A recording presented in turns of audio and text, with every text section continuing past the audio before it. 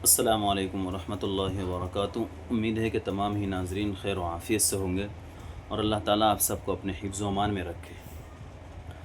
قبل میں ہم نے یہ بتایا تھا کہ اجتماعی طور پر فجر اور عصر کے بعد جو صلاۃ و سلام پیش کیا جاتا ہے تو پڑھ سکتے ہیں یا نہیں پڑھ سکتے ہیں، اور اس کے ساتھ ہم نے یہ بھی بتایا تھا اگر کوئی نماز پڑھ رہا ہو اور اس کی نماز میں خلل واقع ہو تو پڑھ سکتے ہیں کیا، اور اس کے آگے پھر ہم نے یہ بھی بتایا تھا کہ جو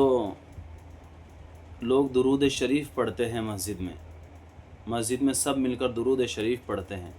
تو کیا پڑھ سکتے ہیں یا نہیں پڑھ سکتے ہیں، وہ ماقبل میں ہم نے بتا دیا ہے۔ اب یہاں سے آگے ہم ایک اہم عنوان کی طرف چل رہے ہیں، اور عنوان یہ ہے کہ جو ہر مہینے کی الگ الگ جو رسومات جو بنا رکھی ہیں،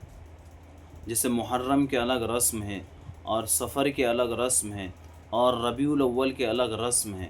تو یہ رسومات جو بنا رکھی ہیں تو یہ رسومات کا کیا شریعت سے کوئی ثبوت ہے یا نہیں ہے، یا صرف اپنی طرف سے من گھڑی اور من مانی باتیں ہیں کہ جو اچھا لگا وہ شریعت کے اندر ہم نے ایڈ کر دیا ہے، اور جو ہم کو اچھا نہ لگا وہ ہم نے شریعت سے اس کو نکال دیا ہے، اس پر ہم عمل نہیں کرتے ہیں۔ تو جیسے کہ پہلا عنوان یہ ہے کہ 12 ربیع الاول عید میلاد النبی منا سکتے ہیں یا نہیں منا سکتے ہیں، اور اس دن مسجدوں کو لائٹوں سے سجانا، قمقمے لگانا راستوں میں، یہ سب کر سکتے ہیں یا نہیں کر سکتے ہیں۔ تو اس کے جواباً معرض یہ ہے، پہلے نمبر پر تو میلاد منانا جائز نہیں ہے، میلاد منانا جائز نہیں ہے، اور دوسرے نمبر پر مسجدوں کو سجانا، راستوں میں لائٹیں لگانا، قمقمے لگانا، تو کہا ہے کہ یہ سب بے بنیادی باتیں ہیں، اور میلاد النبی منانے کا سب سے زیادہ اگر کوئی حقدار ہے تو صحابہ اکرام کی ذات ہے، وہ آپ صلی اللہ علیہ وسلم سے زیادہ محبت کرنے والے ہیں، وہ مناتے، ان کی زندگیوں میں بھی تو 12 ربیع الاول آیا تھا مگر انہوں نے کبھی نہیں منایا۔ تو ہم یہ جو نئی ایجادات ہیں یہ صحابہ اکرام کے دور کے بعد کی ایجادات ہیں، یہ صحابہ اکرام کے زمانے کے نہیں ہیں، اور آپ صلی اللہ علیہ وسلم نے کہیں حکم نہیں دیا ہے۔ دوسری چیز کہ اس دن کھانا کھانا یا کھانا بنانا یا